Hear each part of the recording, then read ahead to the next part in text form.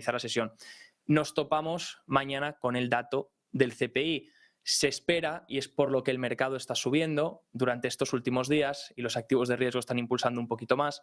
Veníamos de niveles muy pesimistas, donde la gente poco a poco ha ido descontando cómo la Fed se volvía a poner restrictiva. Recuerden que tuvimos el discurso del Jackson Hole, recuerden que tuvimos también el discurso del jueves de Powell, donde el discurso fue el mismo.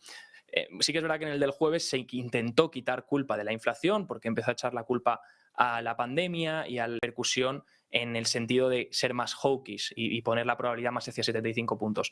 Luego también tuvimos los datos, en este sentido tuvimos el Banco Central Europeo subiendo tipos, por tanto, probabilidad de que también el Banco Central estadounidense, la Fed, la Reserva Federal, se ponga también las pilas en ese sentido, no porque vaya por detrás, al revés, va muy por delante del Banco Central Europeo, pero también para mantener esa dinámica de subida de tipos y de revalorización del dólar.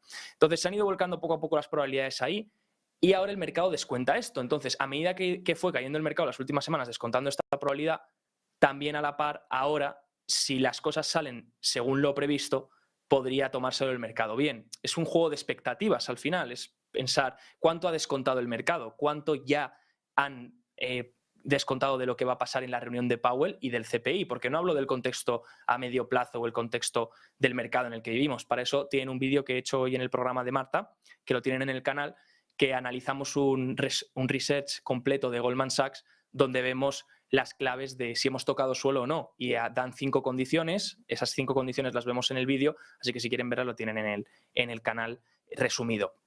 Dicho esto, ahora toda la probabilidad se vuelca ahí, pero mañana posiblemente esto se pueda mover. ¿Se pueda mover en función de qué? Bien, en función del dato del CPI que tengamos.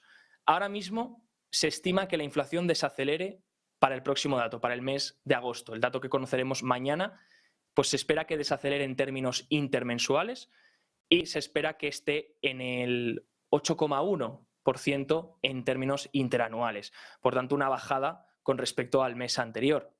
Ahora bien, el dato que va a ser importante también y el que poca gente está prestando atención y yo creo que la Fed va a poner mucho énfasis, va a ser al core, ese dato que es ese dato subyacente, ¿no? Que no incluye las categorías volátiles como pueden ser la comida o la energía. Ahora mismo tenemos la Fed de Cleveland estimando que el CPI mensual suba en agosto 2 décimas por encima de lo esperado. Fíjense, la Fed de Cleveland, que es una especie como la Fed de Atlanta. La Fed de Atlanta da una especie de modelo de GDP Now, donde predice el PIB, estima el PIB que va a poder salir los próximos trimestres. Pues la Fed de Cleveland hace lo mismo con un modelo que tiene de inflación. Bien, pues estiman que el CPI mensual sube en agosto 2 décimas por encima de lo esperado, en 0,06% intermensual, versus la desaceleración que se espera, que es en menos 0,1%. Y aquí viene un contexto curioso, y es que mucha gente está esperando que la inflación desacelere, lo están dando por hecho. ¿Por qué lo están dando por hecho? Porque lo hemos visto en diferentes fuentes, hemos tenido diferentes argumentos que dan pie a eso. Lo hemos visto en las bajadas de precios, tanto en los datos de PMI como del ISM, de los PMIs del SP Global, como del ISM tanto manufacturero como de servicios. Vimos que tanto los dueños de empresas manufactureras como de servicios veían caídas en los precios. También lo vimos en el libro Beige. Lo hemos visto en ciertos sitios, también lo hemos visto reflejado en las commodities, en los precios de las commodities en Estados Unidos, como algunas commodities han seguido cayendo durante el mes de agosto. Entonces la gente apunta a eso, una desaceleración. ¿Cuál es el problema?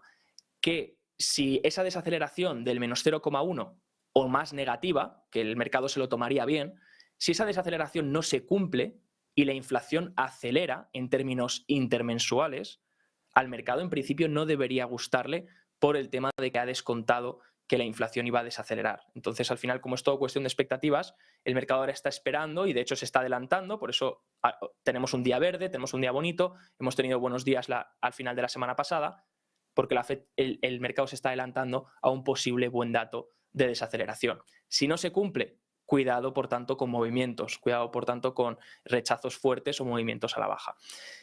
También se estima que Cleveland estima que el anual salga en un 8,24% en el CPI anual versus el 8,1% esperado por el mercado. Los estimados de la Fed de Cleveland solo han sido superiores al dato de CPI en 3 ocasiones desde marzo de 2021. Por tanto, no suele pasarse en estimaciones, al revés, suele quedarse por debajo, ¿no? Por tanto, ya apuntando 8,24 versus un 8,1% esperado y sabiendo que no tiende a pasarse de raya cuando predice estos movimientos, pues a lo mejor podríamos ver ese 8,2, 8,24 en el CPI anual. Se espera 8,1, pero repito, yo creo que la figura más importante va a ser la intermensual, esa intermensual desacelerando, y también la subyacente. ¿Qué ocurre en la inflación subyacente? Porque si la inflación subyacente vuelve a acelerar, por mucho que el factor principal del CPI, que es la energía, siga desacelerando, si ese CPI subyacente vuelve a acelerar, la Fed va a tener miedo, porque va a ver que incluso el factor de la energía que está reduciéndose y bajando el CPI, todavía el subyacente, el que no cuenta la energía, pues está subiendo, y eso significa que la inflación se ha trasladado y sigue trasladándose. La gente ha hablado de muchas cosas, se esperan tanto que la energía reduzca como que las rentas sigan subiendo. Las nóminas, recordemos que siguen siendo una parte importante en la economía, obviamente siguen todavía fuertes, por tanto el mercado laboral va a seguir generando presión, y se espera también un cambio drástico a lo mejor en los servicios de transporte por el hecho de la caída de la gasolina.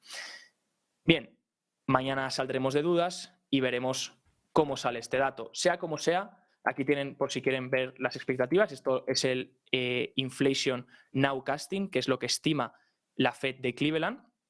Y como ven, pues ahí tienen tanto en el Core CPI como en el CPI lo que se estima para agosto de 2022, intermensual el CPI acelerando en el 0,06, el Core, el subyacente, acelerando 0,48 intermensual, y luego anual tendríamos el CPI en 8,24 por la Fed de Cleveland, por superior a lo que espera el mercado, y el Core en 6,25 interanual, también superior a lo que esperaría el mercado en este sentido. Como ven, hemos comentado al inicio del programa, probabilidades puestas aquí